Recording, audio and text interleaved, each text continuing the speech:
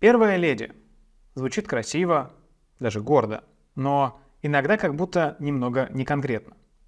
Между тем, институт первой леди во многих странах оказывается крайне важным, и женщина, занимающая этот неформальный пост, играет большую роль в жизни страны.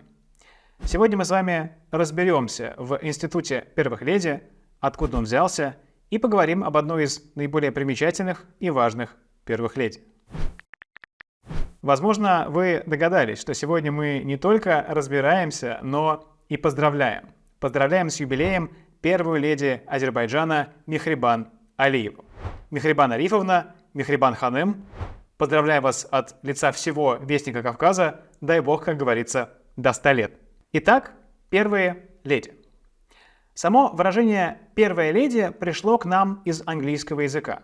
Оно изначально не было связано с каким-то политическим контекстом и использовалось для обозначения просто наиболее выдающихся в каких-то областях женщин. В частности, упоминание фразы «первая леди» можно встретить еще у писателя Даниэля Дефо.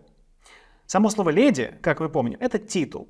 Леди — это или супруга лорда, или человек, женщина, равная лорду по статусу.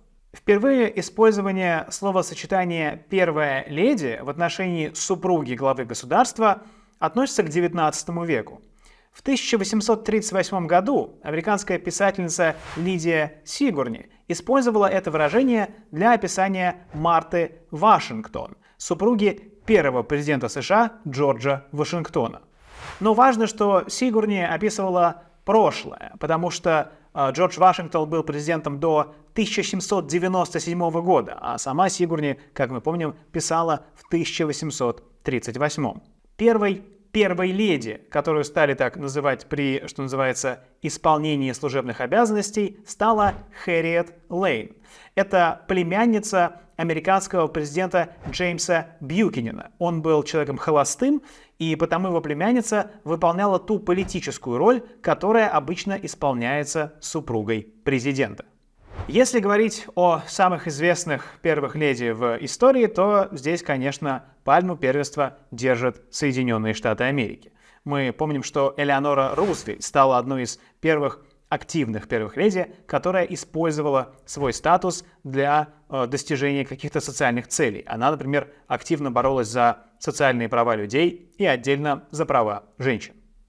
Символ изящества и красоты Жаклин Кеннеди запомнилась не только как икона стиля, но и как покровитель реставрации памятников, популяризации искусства и культуры.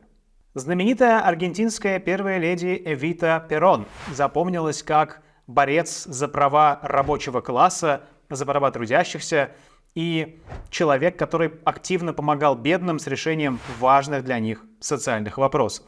Чуть менее известна Рания Аль-Абдалла, супруга иорданского короля Абдаллы II. Она также активно занимается защитой прав женщин, прав детей. Еще она известна активной поддержкой борьбы палестинского народа.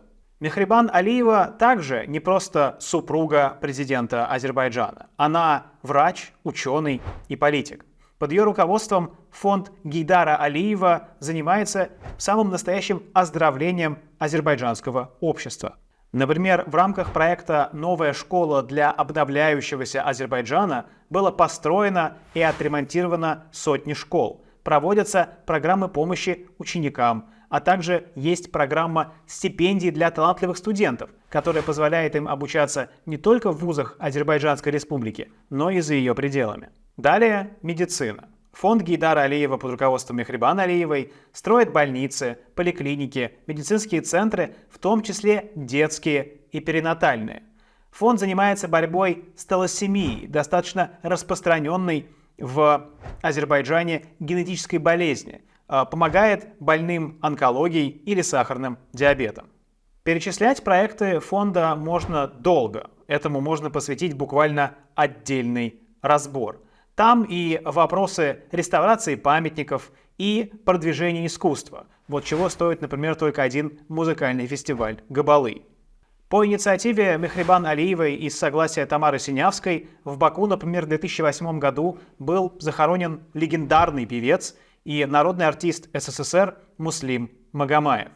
В 2009 году, также под руководством и по инициативе Мехрибан Алиевой, в Баку был открыт музей современного искусства. Был учрежден фестиваль «Мир Мугама». Значимы и социальные проекты. Масштабная помощь детям, оставшимся без попечения родителей, куда входят не только детские дома, но и помощь в поиске временного жилья после выпуска этих детей из детских домов. Помощь ветеранам и инвалидам освободительной войны. В общем, проектов множество, проекты в важных для Азербайджана сферах, и все они координируются, руководятся и направляются руководителем фонда Гейдара Алиева Мехрибан Алиевой, первой леди Азербайджана. Наконец, международная деятельность фонда особенно примечательная для нашего канала. Например, фонд помогает людям, пострадавшим от катастроф и стихийных бедствий, поставляя в зоны трагедий одежду, медикаменты и все необходимые товары.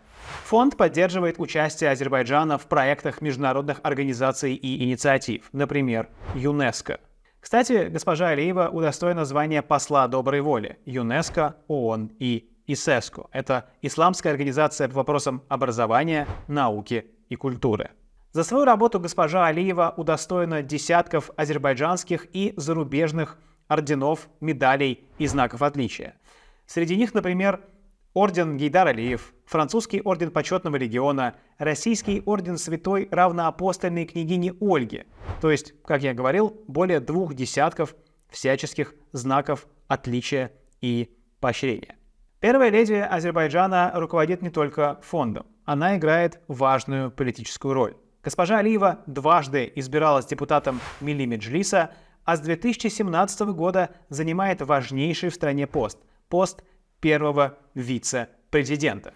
Как я говорил, Мехрибан Алиева не только политик, но и врач, и ученый. Она закончила Сеченовский институт в Москве, работала в Институте глазных болезней имени Гельмгольца, а в 2005-м защитила диссертацию на тему «Эвтаназия и вопросы гуманности в медицине». За свою работу она получила степень кандидата философских наук. Сегодня Мехрибан Алиева гордо несет звание первой леди Азербайджана, совмещает политическую, гуманитарную и культурную работу. Впереди у нее, несомненно, годы труда на благо Азербайджана. Но сегодня, мы надеемся, можно немного отдохнуть в день юбилея. Еще раз поздравляем. Ура! Это был Алексей Наумов и шоу «Разбор». Если вам понравился наш праздничный, торжественный выпуск, пожалуйста, поставьте лайк, напишите комментарий, в чем бы вы еще хотели вместе разобраться. Спасибо.